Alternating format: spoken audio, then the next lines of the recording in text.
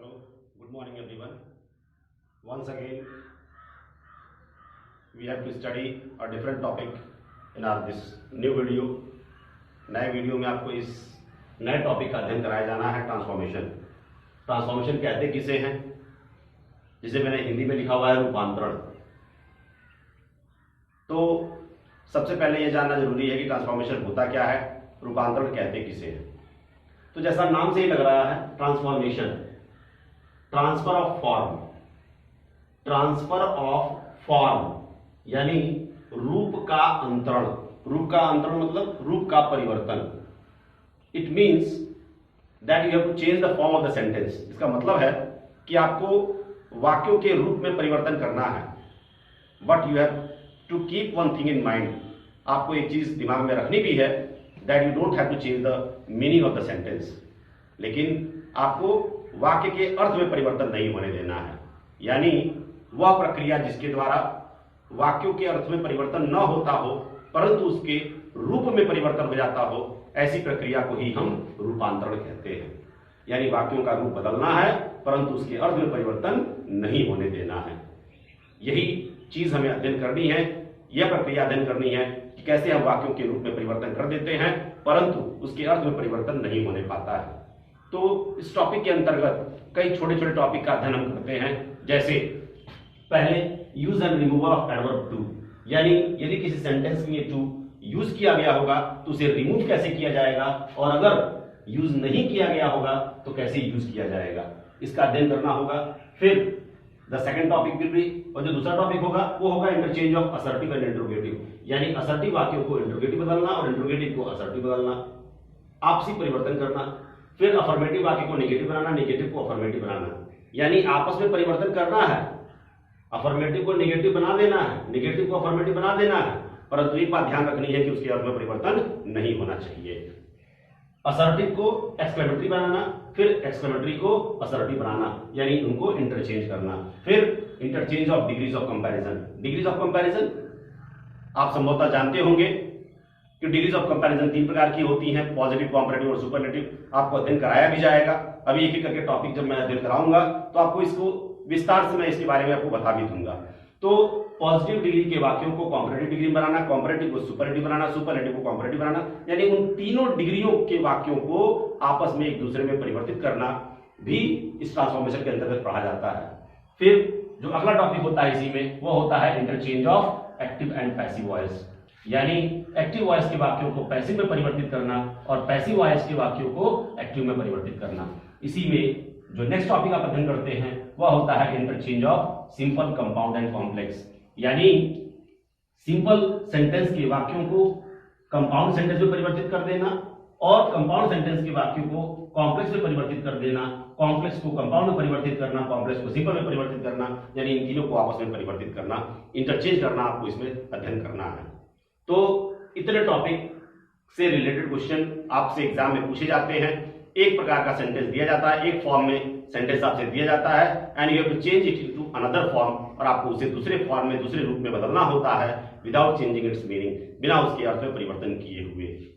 तो एक एक करके हम अध्ययन करते हैं कि अगर सेंटेंस में टू यूज किया गया हो तो टू कैसे रिमूव करते हैं, और टू रिमूव किया गया हो यानी टू न लगा हुआ हो तो टू लगाते कैसे, यूज कैसे करते हैं, ये सब चीजें आपको एक एक करके पढ़नी है। तो पहले हम टॉपिक स्टार्ट करते हैं यूज ऑफ टू। अगर है तो उसे रिमूव कैसे किया जाता है, यानी पहले हम टॉपिक पढ़ेंगे रिमूवल ऑफ एडवर्ब टू। तो आपका जो ये पहला टॉपिक है रिमूवल ऑफ टू, यानी टू रिमूव कैसे करते हैं। अगर किसी सेंटेंस में टू यूज किया गया हो तो उसे कैसे रिमूव किया जाता है, इस बात को ध्यान दीजिएगा, ध्यान से समझिएगा।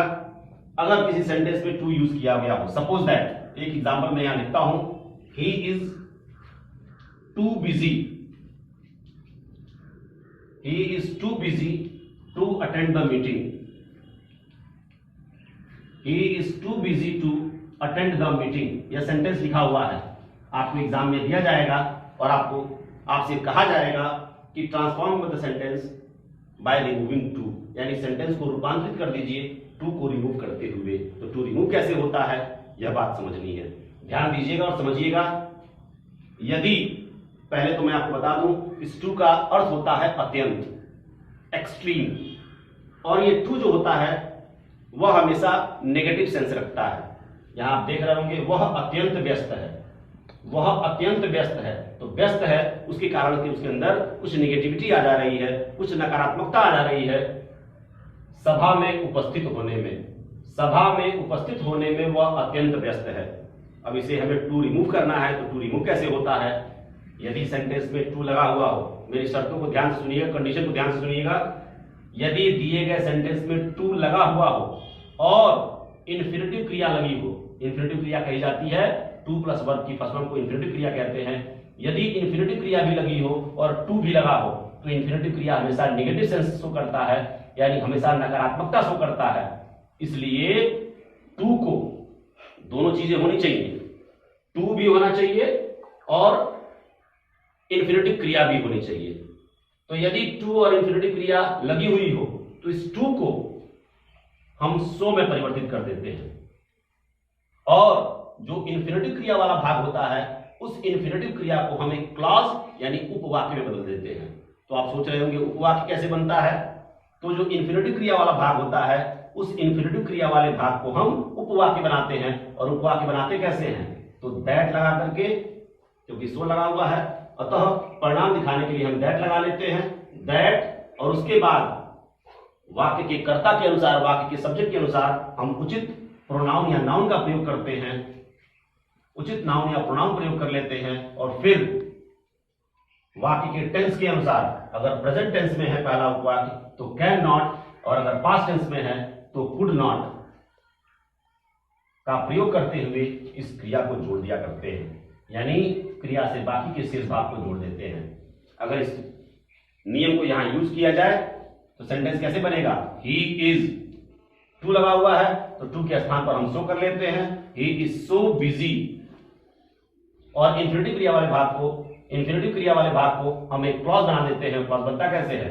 दैट, फिर प्रोनाउन लगाते हैं, नाउन या प्रोनाउन, प्रोनाउन है ही, तो यहां भी इस क्लॉज में भी उपवाक्य में प्रोनाउन हो जाएगा ही, फिर कैन नॉट, कुड नॉट, ये प्रेजेंट टेंस में है इसलिए यहां हो जाएगा कैन नॉट, और फिर क्रिया वाले भाग को जोड़ देते हैं, ही can not attend the meeting, और इस तरह से हम टू रिमूव कर लिया करते हैं।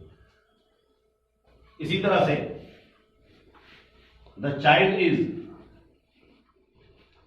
Child was too small to answer the question, लड़का प्रश्न का उत्तर देने में अत्यंत छोटा था, यह दिया हुआ है। अगर टू रिमूव करने को कहा जाए तो द चाइल्ड वॉज टू लगा हुआ है, टू के स्थान पर हम सो कर लेते हैं, सो स्मॉल, और इन्फिनिटिव क्रिया वाले भाग को हम उपवाक्य बनाते हैं, दैट, नाउन या प्रोनाउन लगाना है, एक बार नाउन लगा हुआ है दोबारा हम नाउन यूज करते नहीं हैं, इसलिए नाउन के स्थान पर प्रोनाउन लगा लेंगे। चाइल्ड मेल है, इस कारण से ही, can not, could not past tense में है इसलिए हम यहां पर इस क्लॉज को भी हम पास्ट टेंस बनाएंगे, कुड नॉट, और क्रिया को जोड़ देंगे आंसर द क्वेश्चन, और इस तरह से हम टू रिमूव कर लिया करते हैं। लेकिन इस नियम का हम प्रयोग तब करते हैं, बात ध्यान रखिएगा कि टू होना चाहिए और इन्फिनिटिव क्रिया होनी चाहिए, तब इस प्रक्रिया का इस्तेमाल हम करते हैं। अब ध्यान दीजिएगा, यहां भी आप देख रहे होंगे सेंटेंस जो दिए गए हैं, यहां भी टू लगा हुआ है, इन्फिनिटिव क्रिया लगी हुई है, टू लगा हुआ है, इन्फिनिटिव क्रिया लगी हुई है, लेकिन यहां इस सेंटेंस में थोड़ा परिवर्तन हो गया है। परिवर्तन क्या हुआ है? अगर हम इस नियम का प्रयोग करें, इट इज, टू रहता है तो उसके स्थान पर हम सो लगा लेते हैं, इट इज सो हॉट। अब इन्फिनिटिव क्रिया वाले भाग को हम एक क्लॉज बनाते हैं। अगर इसे क्लॉज बनाया जाए तो दैट लगाएंगे और फिर प्रोनाउन लगाना होता है, लेकिन यहां एक चीज देखिए आप, यहां जो सब्जेक्ट है इट हम लगाते हैं निर्जीव के लिए, ये इट निर्जीव है, और यहां जो इन्फिनिटिव क्रिया है वो मतलब जाने का काम कोई सजीव करता है, यानी जो वाक्य का करता है वो निर्जीव है और इन्फिनिटिव क्रिया किसी सजीव के द्वारा हो रही है। ऐसे यहां भी देखिए, द टी, चाय निर्जीव है और ड्रिंक, पीने का काम कोई सजीव करता है, यानी यदि वाक्य का कर्ता निर्जीव हो, इन्फिनेटिव क्रिया किसी सजीव के द्वारा होती हो, तो या तो हम उपवाक्य के कर्ता के रूप में यानी इस नाउन या प्रोनाउन के स्थान पर वन का प्रयोग कर लेते हैं, या उपवाक्य को हम पैसिव में बदल देते हैं।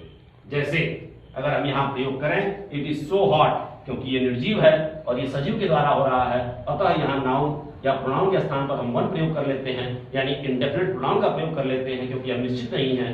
One can not, do not present tense में है, तो फिर प्रयोग करेंगे कैन नॉट और क्रिया जोड़ देंगे one can not go out, क्योंकि इस उपवाक्य का पैसिव नहीं बन सकता है, अतः हम इसे पैसिव नहीं बना सकते हैं। यहां ध्यान दीजिएगा, जो नेक्स्ट सेंटेंस आपका दिया हुआ है, द टी वॉज, टू के स्थान पर सो हॉट, अब इन्फिनेटिव क्रिया वाला भाग आ गया, उसे हमें एक क्लॉज बनाना है दैट, क्योंकि वाक्य का कर्ता निर्जीव है, इन्फिनेटिव क्रिया किसी सजीव के द्वारा होती है, तो हम वन लगाते हैं। One can not, could not, past tense में है तो could not, one could not drink it. यदि हम चाहते, अभी हमने कहा भी था कि हम वन को कर्ता के रूप में, वन को सब्जेक्ट के रूप में प्रयोग कर लेते हैं, या सेंटेंस को पैसिव वॉइस में बदल लेते हैं, यानी इस क्लॉज को पैसिव वॉइस बदल लेते हैं। अगर हम चाहते तो इसे दूसरे तरीके से बना सकते थे, the T was so hot that it, और हम पैसिव वॉइस बनाते, और पैसिव वॉइस बनाने के लिए क्या करना पड़ता, इसी कैन या कुड के बाद बी लगा देना पड़ता, और जो क्रिया होगी उसे थर्ड फॉर्म में परिवर्तित कर देना पड़ता। इट कुड नॉट बी, और थर्ड फॉर्म लगा लेते तो ड्रिंक का थर्ड फॉर्म होता है drunk, it could not be drunk. चाहे तो बाई एनीवन जोड़ सकते हैं, या इतने तक भी सेंटेंस हम रख सकते हैं, the T was so hot that it could not be drunk. इस तरीके से दो तरीकों से हम टू को रिमूव कर दे रहे हैं। बात ध्यान रखिएगा, यदि वाक्य का कर्ता निर्जीव होगा, इन्फिनेटिव क्रिया किसी सजीव के द्वारा होती होगी, तो जो क्लॉज बनाइएगा उसमें कर्ता के रूप में वन यानी इंडेफिनिट प्रोनाउन वन का प्रयोग करिएगा, या यदि पैसिव वॉइस में बदलने वाला हो या पैसिव वॉइस में दिया गया हो तब उसी को कर्ता बना लीजिएगा। जैसे यहाँ टी है, निर्जीव है, पैसिव वॉइस बदलना है, इसलिए हमने उसी को कर्ता बना लिया है, इट बना लिया है, तो इट का प्रयोग कर लिया है और तब बना लिया हुआ है। अगला सेंटेंस ध्यान दीजिएगा, अब यहां ध्यान दीजिए, एक सेंटेंस मैंने लिखा हुआ है, the mountain was too high for me to climb, पर्वत मेरे लिए चढ़ने में अत्यंत ऊंचा था। अगर इसे परिवर्तित करना हो तो आप रूल फॉलो करते हैं, और रूल फॉलो करते समय द माउंटेन वॉज, टू के स्थान पर आप सो का प्रयोग कर लेते हैं, सो हाई। यदि, एक नई बात ध्यान रखिएगा, यदि इन्फिनेटिव क्रिया, यदि टू, सॉरी मैंने इन्फिनेटिव क्रिया बोला है, यदि टू और इन्फिनेटिव क्रिया के बीच कोई नाउन या प्रोनाउन फॉर से जुड़ा हो, तो उसी नाउन या प्रोनाउन को हम दूसरे क्लॉज का सब्जेक्ट प्रयोग कर लेते हैं। जैसे वॉज सो हाई, अगर ये नहीं होता तो आप क्या करते, तब दैट लगाते, और जैसा कि मैंने इससे पहले बताया है, ये निर्जीव है, चढ़ने का काम कोई सजीव करता है, तो आप दैट लगाते और कर्ता के रूप में वन प्रयोग करते या पैसिव में बदलते। लेकिन क्योंकि यहां कोई नाउन या प्रोनाउन फॉर से जुड़ा हुआ है, अतः उसे ही हम सब्जेक्ट बना लेंगे। मी ऑब्जेक्टिव केस में है, सब्जेक्टिव केस में हो जाएगा आई, उसे हम कर्ता बना ले रहे हैं दैट आई, और फिर कैन नॉट, कुड नॉट, क्योंकि पास्ट टेंस में है तो हो जाएगा could not, I could not, और क्रिया जोड़ देंगे क्लाइंब इट। इस तरह से हम क्लॉज का निर्माण कर लेंगे। अगर हम चाहते तो इसे दूसरे तरीके से बना सकते थे, तो the mountain was so high, हम चाहते तो इसे पैसिव बदल सकते थे, that it could not be, passive बनाते समय बी और थर्ड फॉर्म लगाते हैं, तो बी क्लाइंब्ड, और क्योंकि यहां फॉर से नाउन या प्रोनाउन जुड़ा हुआ है, उसे ऑब्जेक्ट के रूप में प्रयोग कर देंगे, तो हो जाएगा क्लाइंब्ड बाय मी। यानी आपका आंसर ये भी हो सकता है और आपका आंसर ये भी हो सकता है। आप इस दो तरीकों से इस टू को रिमूव कर सकते हैं। अब ध्यान दीजिएगा, अभी तक जो मैंने सेंटेंस बताए हैं उसमें दोनों चीजें थी, यानी टू भी था और इंफिनिटिव क्रिया भी थी। लेकिन कभी कभार एग्जाम में ऐसे सेंटेंस भी दिए जाते हैं जिसमें टू लगा हुआ होता है परंतु इंफिनिटिव क्रिया नहीं दी गई होती है। तो आप सोच रहे होंगे ये तो बहुत सिंपल है कि टू के स्थान पर हम सो का प्रयोग कर लेंगे।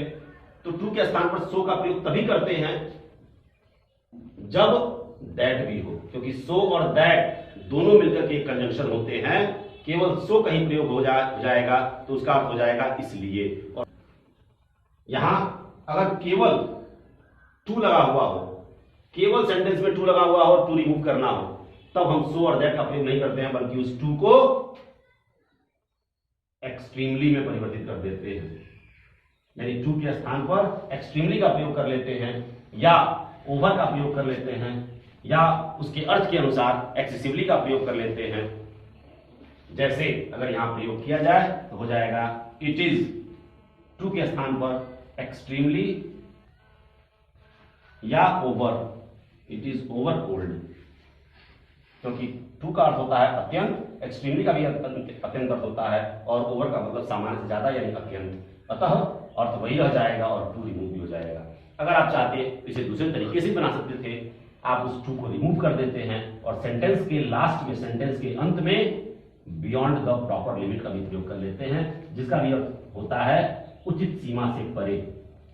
तो अगर आप चाहते तो इसे दूसरे तरीके से बना सकते थे और दूसरे तरीके से बनाते तो टू को रिमूव कर देना पड़ता, इट इज टू हट जाता, इट इज कोल्ड, और सेंटेंस के लास्ट में beyond the proper limit, it is cold beyond the proper limit, यानी उचित सीमा से अधिक सर्दी है।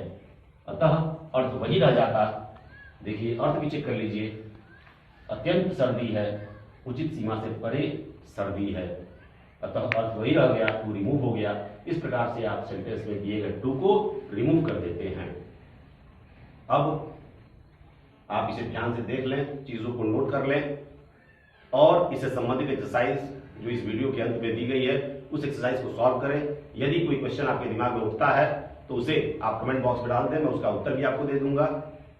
अगले टॉपिक में, अगले वीडियो में हम फिर अध्ययन करेंगे कि अगर सेंटेंस में टू लगा हुआ हो तो टू न लगा हुआ हो तो टू यूज कैसे करते हैं। यानी यहां तो आपने केवल एक टॉपिक पढ़ा है कि टू रिमूव कैसे किया जाता है। अगले टॉपिक में आपको टू का यूज करना, सेंटेंस में टू न यूज किया गया हो तो टू कैसे यूज किया जाता है ये बताया जाएगा। आपका दिन शुभ हो, मंगलमय हो, शुभकामनाएं।